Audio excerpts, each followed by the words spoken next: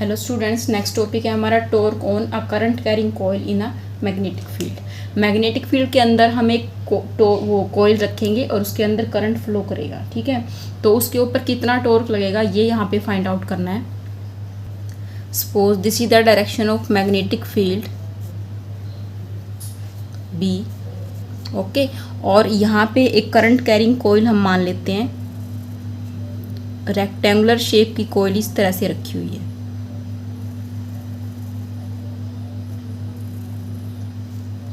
Clear? This is coil P Q R and S. ठीक है, इसमें जो करंट फ्लो कर रहा है ये एंटी क्लॉकवाइज डायरेक्शन में कर रहा है, ऐसा हम मान लेते हैं। क्लॉकवाइज भी मान सकते हैं और एंटी क्लॉकवाइज भी हम करंट की डायरेक्शन मान सकते हैं। तो this is the direction of B. अब मैग्नेटिक फील्ड में रखने के बाद इसके जो हर एक जो आर्म है उसके ऊपर फोर्स लगेगा। तो फोर्सेस की डायरेक्शन यहाँ पे हम देखते हैं। सबसे पहले ये देखो, जो पी क्यू है और आर एस है ये है लेंथ एल। ठीक है, ये जो आर्म है ये लेंथ हो गई, इसकी रेक्टेंगुलर शेप की है। तो पी क्यू और आर एस ये दोनों है, इसकी लेंथ क्या है एल। और पी एस और क्यू आर ये क्या है, ब्रेथ हो गई इस रेक्टेंगल की। तो ये दोनों बी के इक्वल है। ठीक है, तो इसके अंदर आई करंट फ्लो कर रहा है। और देखो, theta is the angle between plane of coil and magnetic field, यानी मैग्नेटिक फील्ड कॉइल के प्लेन के साथ थीटा एंगल पे है। तो एंगल को कैसे देख सकते हैं, देखो अगर देखो इस आर्म पे हम यहाँ पे देखें, मैग्नेटिक फील्ड की डायरेक्शन ये है।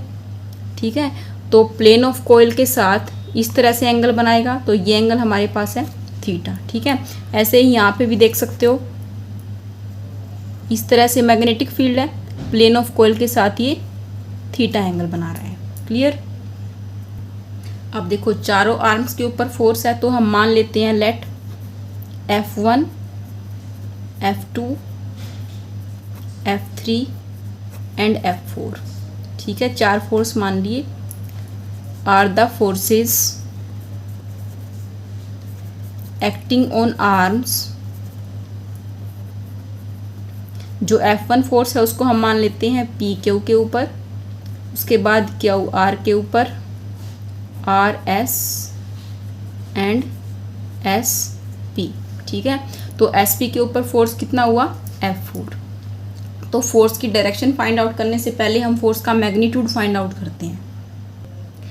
तो सबसे पहले देखो, फोर्स फाइंड आउट करते हैं हम, F2 फोर्स फाइंड आउट करते हैं क्योंकि इसको फाइंड आउट करना ईजिली है। देखो ये क्यू आर आर्म है। ठीक है, क्यू आर के ऊपर फोर्स देखो कितना है, F2। तो सबसे पहले हम F2 फाइंड आउट करते हैं। F2 force on A state conductor when placed in magnetic field. तो उसका जो फॉर्मूला होता था F इज इक्वल टू क्या होता था, I L B sine theta, यही होता था फॉर्मूला। या अगर इसको वेक्टर फॉर्म में अगर हम लिखे तो F इज इक्वल टू होता था आई एल क्रॉस बी, ये फॉर्मूला होता था। तो इसी फॉर्मूले की तरह यहाँ पे F2 का क्या होगा, F2 is equal to I current flow कर रहा है तो आई, अब यहाँ पे देखो Q से R की तरफ करंट फ्लो कर रहा है तो हमें यहाँ पे लिखना है Q R cross B. Clear? तो क्यू आर की वैल्यू देखो यहाँ से क्या है, B। तो इस फॉर्मूले को हम लिख सकते हैं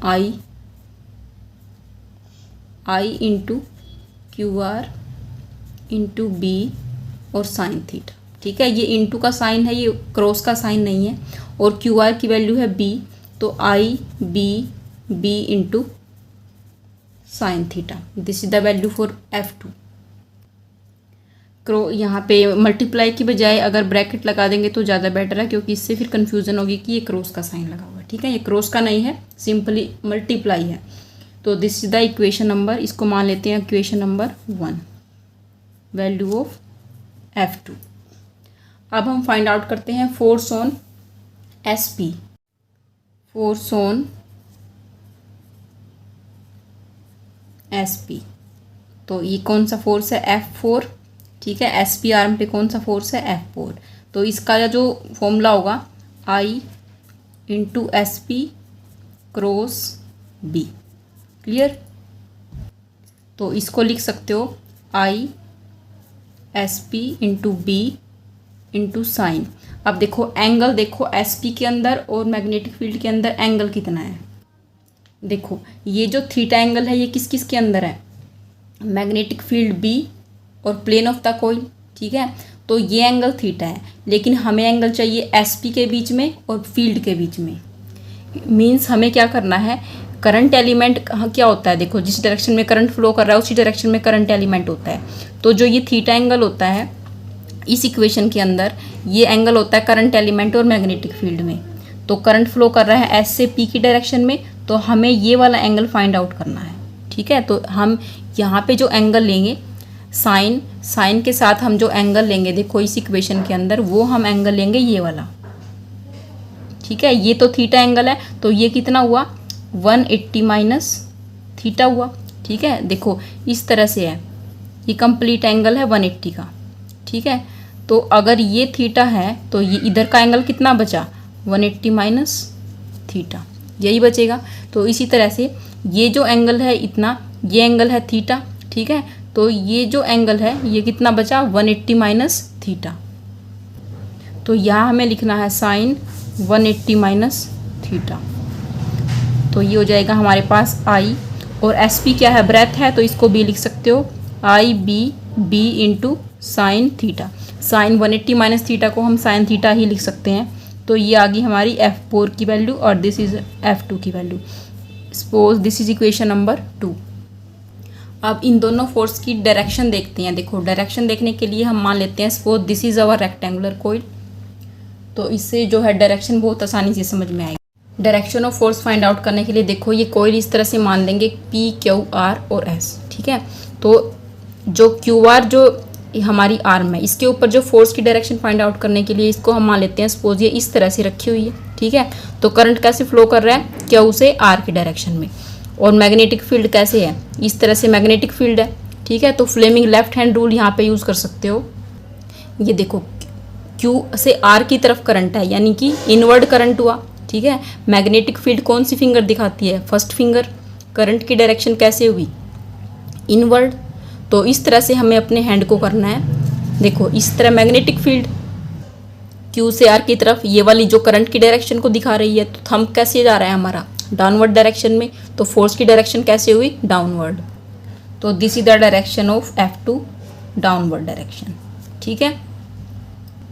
अब SP के ऊपर फोर्स की डायरेक्शन फाइंड आउट करने के लिए देखो ये फर्स्ट फिंगर मैग्नेटिक फील्ड को दिखा रही है। करंट कैसे S से P की तरफ, यानी कि हमारी तरफ आ रहा है। तो थंब कैसे पॉइंट आउट कर रहा है, अपवर्ड डायरेक्शन में। तो F4 की डायरेक्शन कैसे हुई, upward. So this is the direction for F4, okay. तो देखो दोनों फोर्स की डायरेक्शन कैसे आई, अपोजिट। और मैग्नीट्यूड में अगर देखो फर्स्ट इक्वेशन और सेकंड इक्वेशन मैग्नीट्यूड में भी इक्वल है और डायरेक्शन क्या है, अपोजिट। तो ये दोनों फोर्स क्या होंगे, आपस में कैंसल आउट हो जाएंगे। So we can write direction of F2 and F4 are opposite and they are equal in magnitude.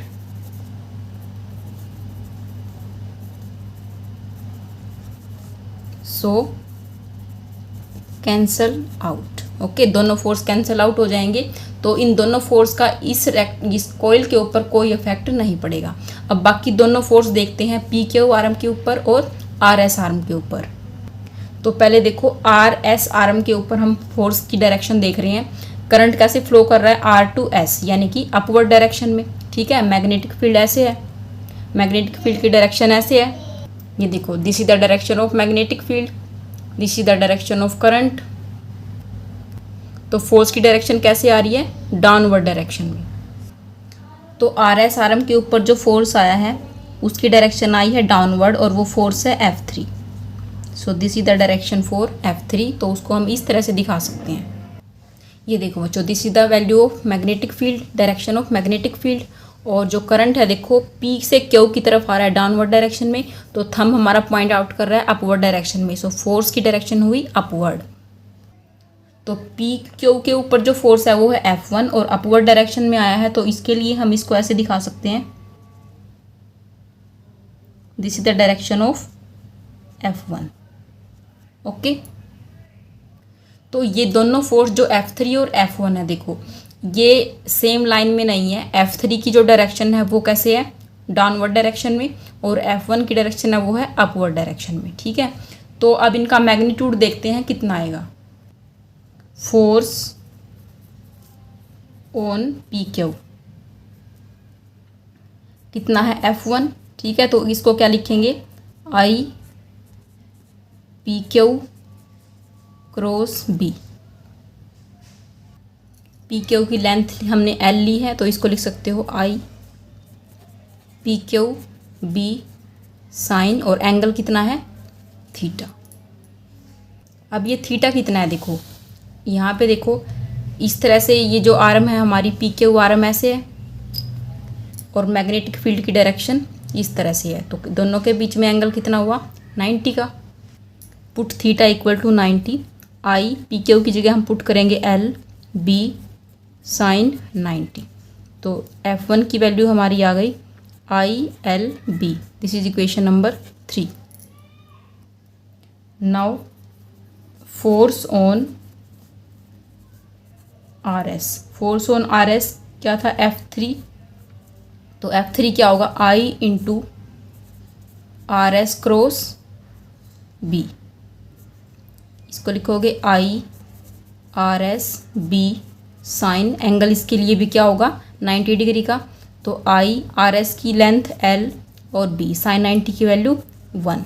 तो F3 की वैल्यू आ गई ILB। This is equation number 4।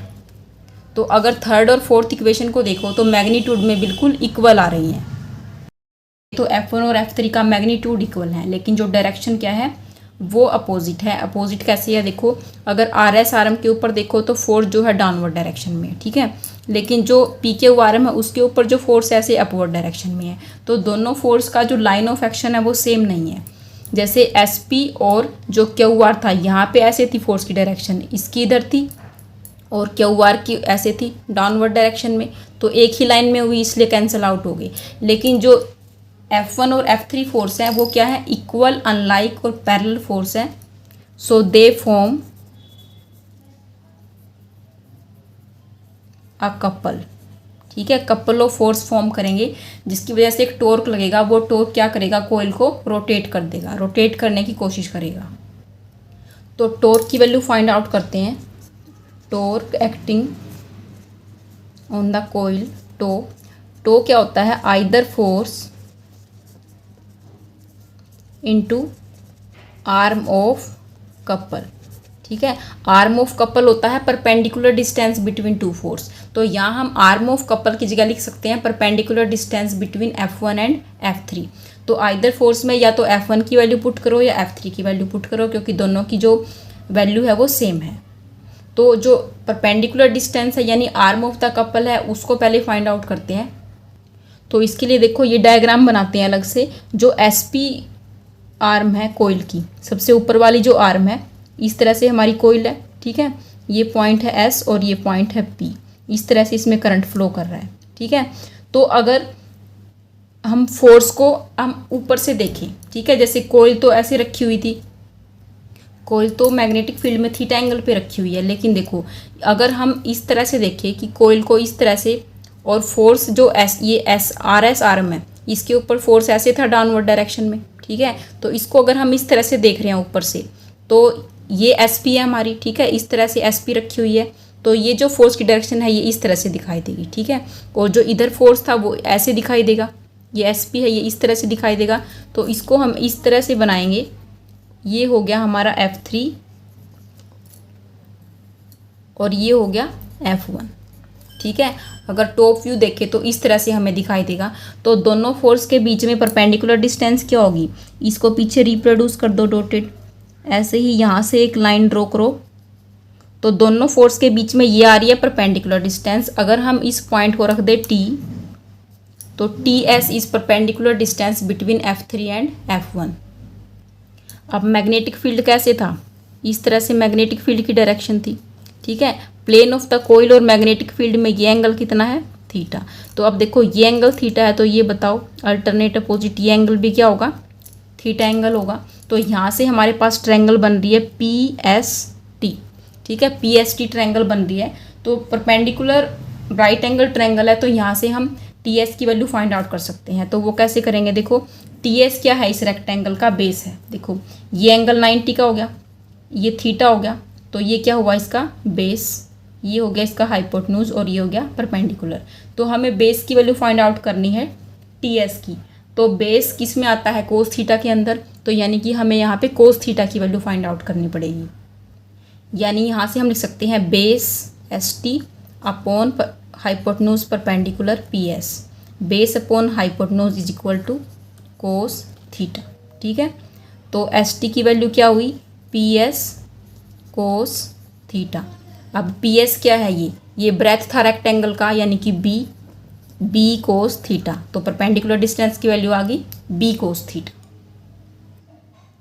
तो टॉर्क कितना आएगा, आइदर फोर्स की वैल्यू थी आई एल बी, ठीक है, इनटू डिस्टेंस कितनी आ गई बी कोस थीटा। ठीक है, तो इसको अगर हम इस तरह से लिखे I B L B cos theta, तो यहाँ देखो ये लेंथ है, ये ब्रेथ, लेंथ इंटू ब्रेथ, ये क्या आ जाएगा एरिया ऑफ रेक्टेंगल। तो इसको आई बी इंटू एरिया को डिनोट करेंगे ए से, आई बी ए कोस थीटा लिख सकते हो। This is the value of torque. अब देखो ये जो कोयल थी, ये सिंगल कोयल थी, अगर कोयल के अंदर n नंबर ऑफ टर्न्स हो, if there are n number of turns in the coil, तो टॉर्क क्या हो जाएगा, n से मल्टीप्लाई कर देंगे, n I B A cos theta. ठीक है, अब देखो यहाँ पे करंट आ रहा है और एरिया आ रहा है, तो करंट इंटू एरिया क्या होता है, करंट इंटू एरिया होता है मैग्नेटिक डाइपोल मोमेंट। यानी अगर हम देखो इस तरह से लिखें एन आई और ए, तो इसको हम लिख सकते हैं मैग्नेटिक डाइपोल मोमेंट एम। ठीक है, नंबर ऑफ टर्न्स अगर एन है कोयल के अंदर, तो वहाँ पे जो है मैग्नेटिक डाइपोल मोमेंट हमारा होता है एन आई इंटू ए। ठीक है, तो यहाँ पे पुट करो torque equal to M B cos theta. तो इसको क्या लिख सकते हो, कोस थीटा किसके अंदर आता है, डॉट प्रोडक्ट के अंदर, तो एम डॉट बी भी इसको हम लिख सकते हैं अगर हम इसकी वेक्टर फॉर्म लिखेंगे। तो ये आगे टॉर्क की वैल्यू। तो देखो अब एम, देखो दोबारा से देखो, अगर कोयल है हमारे पास, इस तरह से सर्कुलर कोयल है, इसके अंदर करंट फ्लो कर रहा हो क्लॉकवाइज डायरेक्शन में, तो यहाँ पे हमारा बनता था साउथ पोल। ठीक है, इसी कोयल को अगर हम बैकवर्ड डायरेक्शन से अगर देखेंगे तो वहाँ पे बनेंगे नॉर्थ पोल। ठीक है, तो एक ही कोयल के पास दोनों यहाँ पे पोल बनेंगे, नॉर्थ पोल भी और साउथ पोल भी। तो यानी कि इसका एक क्या होगा, एक नेट मैग्नेटिक डाइपोल मोमेंट होगा, जो करंट इसके अंदर फ्लो कर रहा होगा आई, और इसका जो एरिया होगा और नंबर ऑफ टर्न्स अगर होंगी, तो एन आई और ए, इसको हम लिख सकते हैं एम, यानी कि मैग्नेटिक डाइपोल मोमेंट। ठीक है, तो टॉर्क हमारा आ गया M dot B. Here we can write M is magnetic dipole moment of current loop. Clear, तो करंट लूप चाहे रेक्टेंगल हो तो भी इसका मैग्नेटिक डाइपोल मोमेंट यही होगा। ठीक है, सर्कुलर कोयल हो चाहे रेक्टेंगुलर कोयल हो, दोनों में यही बात होगी, मैग्नेटिक डाइपोल मोमेंट एम को हम एन आई ए ही लिखेंगे। अब देखो रेक्टेंगुलर कोयल को एक बार दोबारा से यहाँ पे हम बनाते हैं, इस तरह से रेक्टेंगुलर कोयल थी हमारी।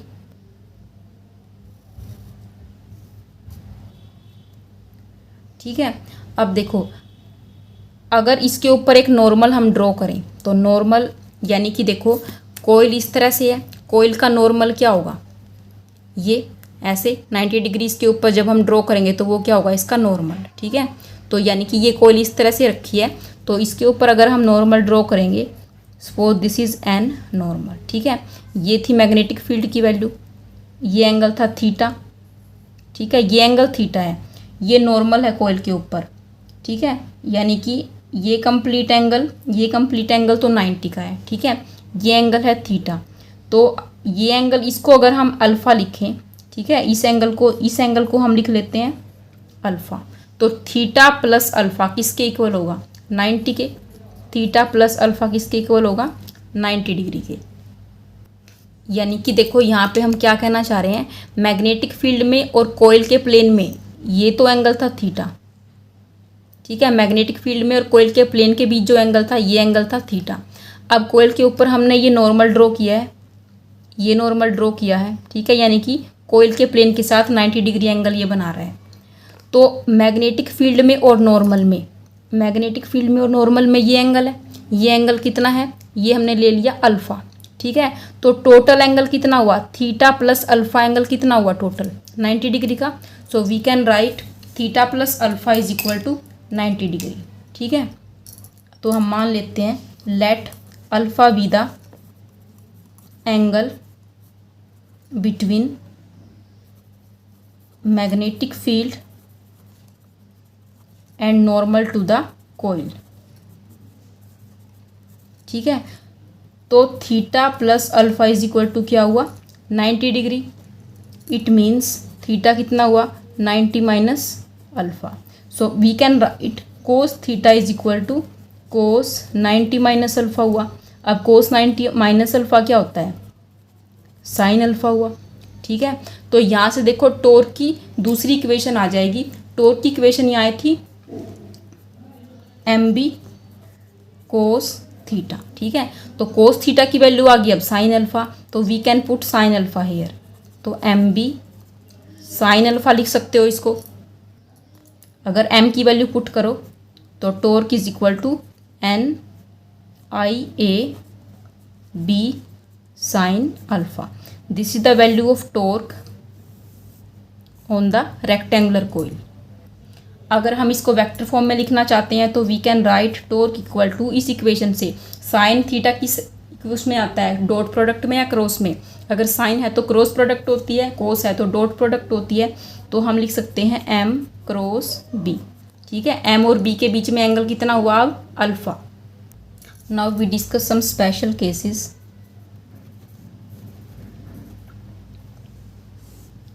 तो फर्स्ट केस ये आता है कि अगर जो कोइल है वो मैग्नेटिक फील्ड के पैरेलल हो जाए। तो देखो कोइल ऐसे रखी हुई है, ठीक है, कोइल ऐसे है सपोज, और मैग्नेटिक फील्ड भी ऐसे है। तो दोनों क्या हुई आपस में एक ही डायरेक्शन में हुई, तो एंगल कितना हुआ दोनों के बीच में 0।